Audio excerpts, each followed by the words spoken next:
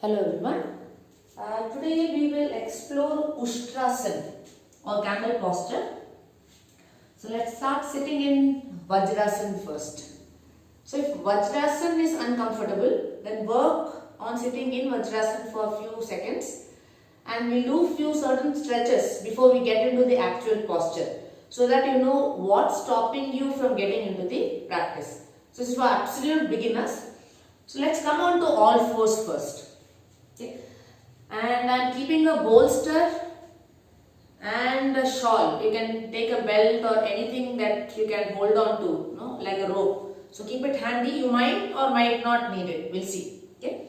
So coming on to all fours first, where your wrist, shoulder is in one line, knee, hip is in one line.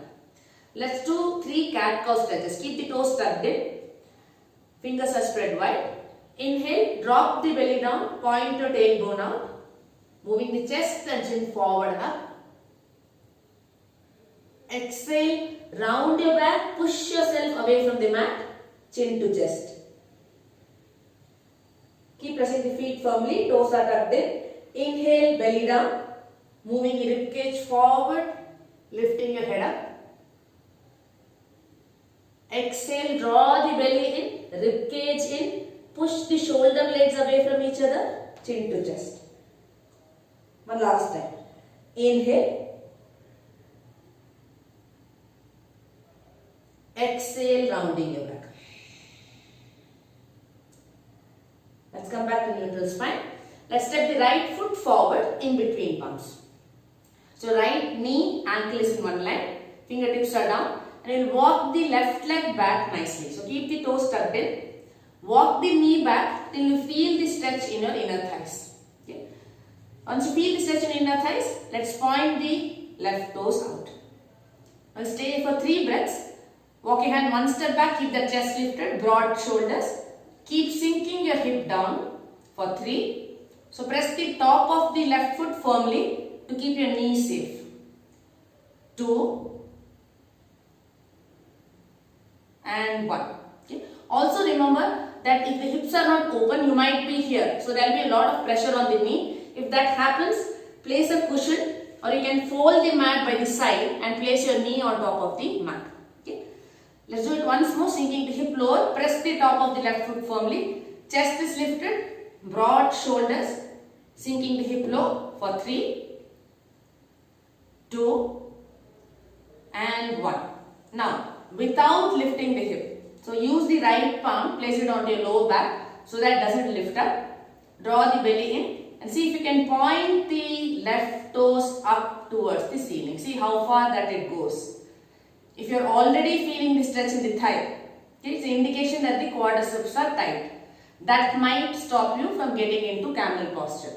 If that's happening, use a belt or a cushion. You can wrap it around your ankle or foot. Okay. Hold on to it.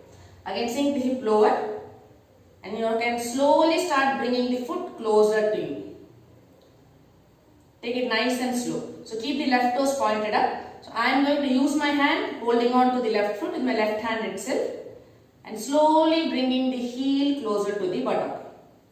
But keep sinking your hip lower. Usually what happens is when the quadriceps are tight, you might end up being here, lot of pressure on the knee. Okay. So take it nice and slow. Sink the hip down. It's okay if you are not able to bring the heel closer. Use the support of the belt or the shawl and slowly try to bring it closer towards your hip. We'll stay here for 5,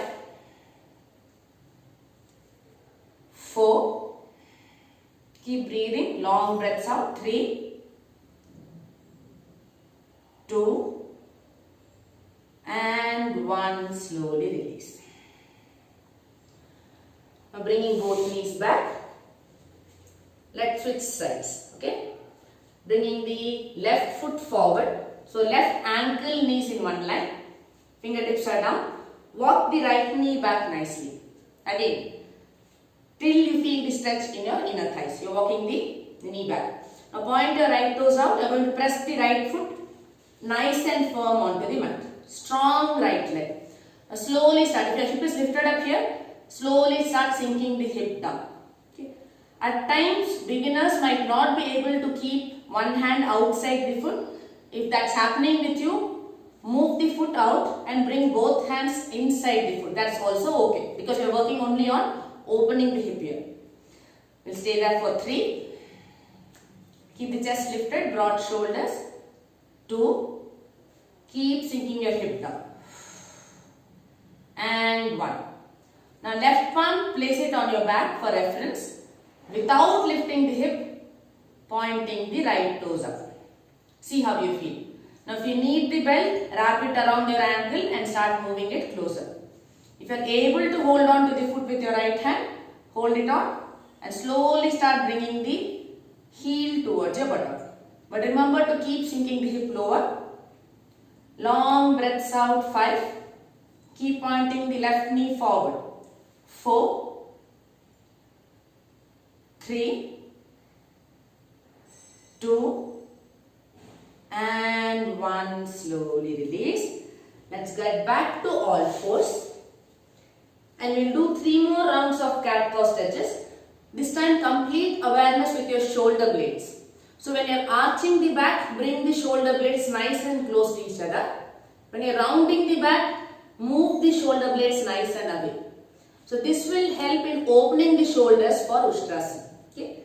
Keep it close tucked in. 3 rounds. Inhale, drop the belly down, squeeze your shoulder blades, moving the chest forward, chin up.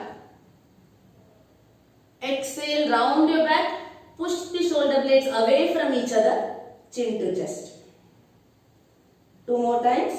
Inhale, your toes and fingers are pressing firmly.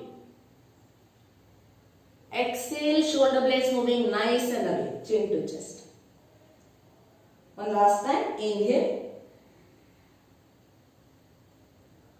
And exhale. Coming back to neutral spine. Now let's try camel posture. So we'll come on to the knees. Again, the minute you're on the knees, if the knee starts hurting, you can just fold the mat into 2, placing the knee on top of the folded mat. We will keep the toes tucked in. So the actual posture, toes are pointed out, as in the final posture that they call. So I believe that there's nothing called a final posture in yoga at all. You always have scope for improvement and stretching and building strength in yoga. Okay. We'll keep the toes tucked in. Knees are separated, your hip width apart. Let's place our palms onto the waist, where your thumb is able to touch your hip bone behind. So use that as reference. Now elbows are pointing to the side to start with. Slowly start moving your thighs forward. Okay? You're only moving your thighs forward. Doing nothing else. Thighs are moving forward. See how far it goes. Now next step. Lift the ribcage up. So you can use your hand, place it on the ribcage, lift it up. You'll feel the stretch in your lower abdomen when you do that. Okay? Then bring your hands back to your waist. This time bringing the elbows nice and close. So using your palms to move the thighs forward, you're lifting the ribcage up, squeezing your shoulder blade closer. Now as you're looking forward, drop the right hand onto the right heel. Get a nice and tight grip, or at least the fingertips holding onto it tight. Squeeze shoulder blades, roll the left shoulder back and then dropping the left hand down. Keep looking forward, don't drop your head back. Now whichever grip you have gotten, hold on to it tight, nice and strong legs. Let's move the thighs forward. Let's squeeze the shoulder blade, lift the chest up. Inhale that, exhale, dropping your head back. Keep breathing. 5, 4, 3, 2, and 1. Look forward and slowly coming up, sitting back in Vajrasana with straight spine. Okay. So I'm going to repeat the practice once more. We'll go together. So remember, once you get the hold of it, you're going to move the thighs forward and the ribcage up with constant effort. Okay. If you're in a place where you're not able to bring both hands down, okay, so move the thighs forward, drop one hand down, squeeze shoulder blades first, let the ribcage point up towards the ceiling. but you're still looking forward. And then next inhale, stretching the left arm over your head. Keep moving your thighs forward for 3. Open chest out. 2. And 1. Sitting back onto your heels. We'll repeat it on the other side. So this is for people who can't bring both hands down. For all you know, certain beginners can bring both hands down, keeping the toes tucked in. Okay. Let's do it on the other side. Toes are tucked in. Move the thighs forward. I'm dropping the left hand down, holding on to the heel. You can even look back and see if you've gotten the grip. Then turn your chest forward. You're squeezing your shoulder blades.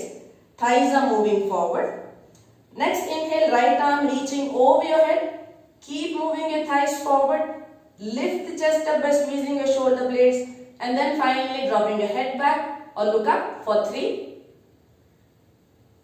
2, and 1. Slowly sitting back in Vajrasana. So once you're able to do this, where you reach a stage where with the toes tucked in, you're able to hold on to the heel. I'll show you how to complete the posture. Okay. So again we come on to the knees. Knees separated, hip width apart. We'll start with the toes tucked in itself. Do the same practice. Feel your hip bone, move the thighs forward. Use your hands, lift the rib cage up, squeeze your shoulder blades, elbows come closer. Now drop the right hand down, left hand down. See, I am looking at the screen, but all of you try to look forward and just listen to the instructions, okay? Squeeze your shoulder blades, moving the thighs forward and the rib cage up. Squeeze your shoulder blades even more. See if you can hold on to the heel firmly. Now, without dropping the hip, see if you can point the right toes out. Keep lifting the chest up. Engage the belly. Squeeze shoulder blades without dropping the hip, pointing the left toes out. We're almost there in the final posture. Inhale, lift chest, move the thighs forward. Exhale, drop head back. Keep breathing. Deep breaths in.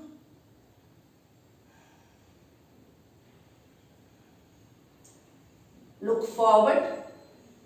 Coming out, hands on hip. Sit back in Vajrasana. And finally rest your lower back in child's pose. The back feels so nice. Let the forehead be down, hands by the sides of your body. Relax your shoulders. Relax your thighs and visualize that you're breathing in and out through your lower back.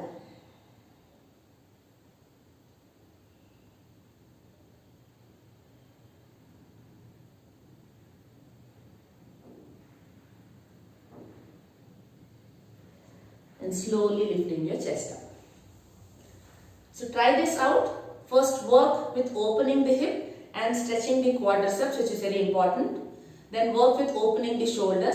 So there are many practices that you can do to open the shoulders. I have just shown one, which is the cat-cow posture here, which is more than enough if you do it every day. So take your time. Start with the toes tucked in. See if both hands come down. Then see if you can point your toes out. And then in the final posture, there's no final posture, you can still go further in Ustrasana, where your hands are coming down, you're placing the palms fully onto the feet, thighs are moving forward, but you're constantly lifting the chest up.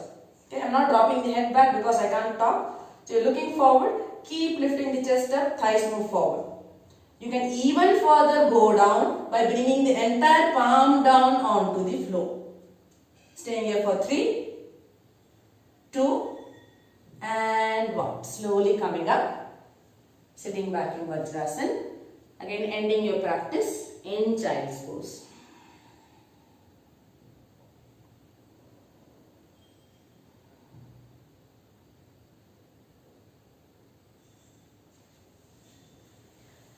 Hope this video helped. I have no clue why I had the bolster with me. Okay, so just have a rope or any shawl that will help you in stretching the quadricep. I'll meet you in the next short video explaining about a new posture. Thank you for practicing with me. Have a nice day. Take good care of yourself. I'll see you all soon. Take care.